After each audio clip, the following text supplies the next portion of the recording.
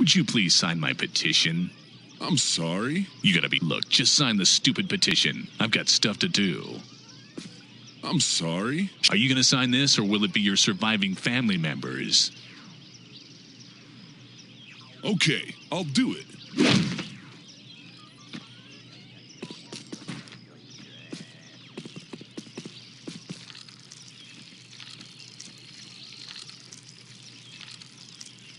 Hi there. Would you like to sign my petition? Welcome back to the channel. 1.2 million votes on Stop Killing Games, guys. Go sign my petition. It's not my petition. I'm making a joke from the intro. Go sign the petition if you haven't already, and if you're in the EU, obviously. We want to get it to 1.4 million and boost those numbers. Those are rookie numbers, all right? We got to get it as high as possible. Because there's going to be a bunch of votes that are going to get thrown out because of, well, people filling in their name wrong, for example, and quite possibly whether malicious or intended to help, people will be spoofing fake signatures, which also obviously will get thrown out. So we want to have a nice big number, at least 400,000 if possible. As like a buffer zone, right, for the X amount of hundreds of thousands that are gonna get thrown out. So definitely go sign the Stop Killing Games petition if you haven't already. It is a worthwhile effort to at least try and start regulating some of this industry, because they cannot self-regulate, right? If the banks couldn't do it, neither can these tweets, all right? And here's where we come to the title of the video. Piratesoftware is getting reinforced by, drumroll, corporate lobbyists.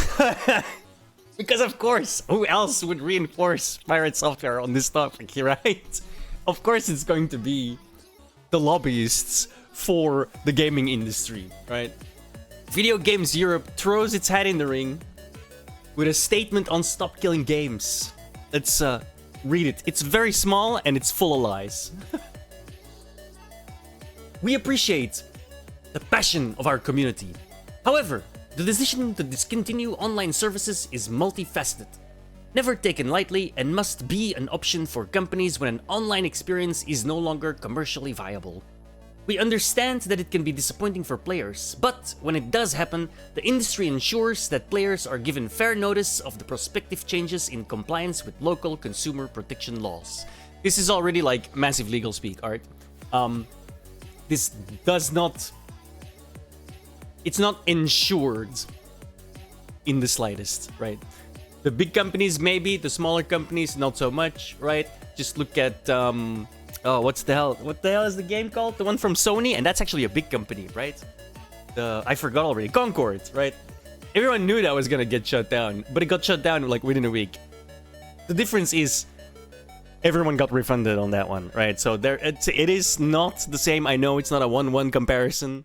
I'm just pointing out that that's already blatantly misrepresenting the actual facts. Private servers are not always a viable alternative option for players, as the protections we put in place to secure players' data, remove illegal content, and combat unsafe community content would not exist and would leave rights holders liable. This, in my opinion, straight up lie. If a private server exists, the IP is first of all not liable for that. Then you're also not in charge of securing those players' data because they're private servers, right? Like, you're also not needed to remove illegal content, define illegal content. Like, this is a very, very broad wording right there, right? So you can already tell this is like legal speak up to the wazoo, right? And I want to point out again, they're on Piratesoftware side. Like, there's always been this meme that Piratesoftware is an industry plant, but I'm starting to believe it, dude. Like, when do you see who exactly do you see come to Piratesoftware's defense? And technically, they're not coming to Piratesoftware's defense, but they have the exact same line of attack in terms of Stop Killing Games. It makes you wonder, all right, a little bit, just a little bit. In addition, Many titles are designed from the ground up to be online only. In effect, these proposals would curtail developer choice by making these video games prohibitively expensive to create. So no more live service games? Yo, where do I sign up, bro? You didn't have to convince me, right? I already signed up. You didn't have to convince me. That's a bit of a joke, right? I play live service games. That being said, a lot of money goes into live service games, and they can just turn that shit off and all of your money is gone and you have nothing to show for it. That should be illegal. It really should. There should be steps to ensure the continuation of a game after developers like take their hands off, release it, so to speak, right? They should, I'm not saying give the source code out, but I'm saying like give third parties or private parties the ability to set up the backend. Surely that has to be a thing, right? And if you can't afford to do that, then maybe you shouldn't make a live service game in the first place. So sorry. Next. Okay. We welcome the opportunity to discuss our position with policymakers and those who have led the European Citizens Initiative in the coming months. Translation, we're gonna try and torpedo the hell out of this thing because we really don't like where this is going. And I want to point out who we is, right? So this is a literal corporate lobbyist. Like Video Games Europe is a corporate lobbying platform, so to speak. And they represent a few people. Activision Blizzard, Epic Games, Bandai Namco, Electronic Arts, Netflix, Niantic, Riot Games, Nintendo, Sega, Warner Brothers, ZeniMax, the ESL, Ubisoft. The who's who of the people that we are fighting against, bro. Like, you can't make this up, bro. Oh, okay. The people that we're actively trying to, like, hold accountable don't want us holding them accountable? What a big surprise, bro. I'm so surprised. Are you surprised? I'm surprised, right? You can't make this up, dude. You can't script it better, bro. Like, and these are the people that are in a direct line with Piratesoftware, right? It's hilarious how much this guy is like finding out in real time, right? As evidenced by a Tozy, which if you watch my channel, if you watch some of my videos, it's very likely that you're a drama nut, just like the rest of us, right? So you'll almost certainly know who Atozy is. But for those of you who don't know, Atozy is a very popular YouTuber, 1.86 million subscribers. Go follow him, by the way. His videos are great. All right, much better than mine. I'm not gonna lie, right? But he makes videos on like dumb streamers and live streamers like Johnny Somali and all of the Vitali guys, and just ridiculous streamers that do ridiculous things and just torpedo their own career.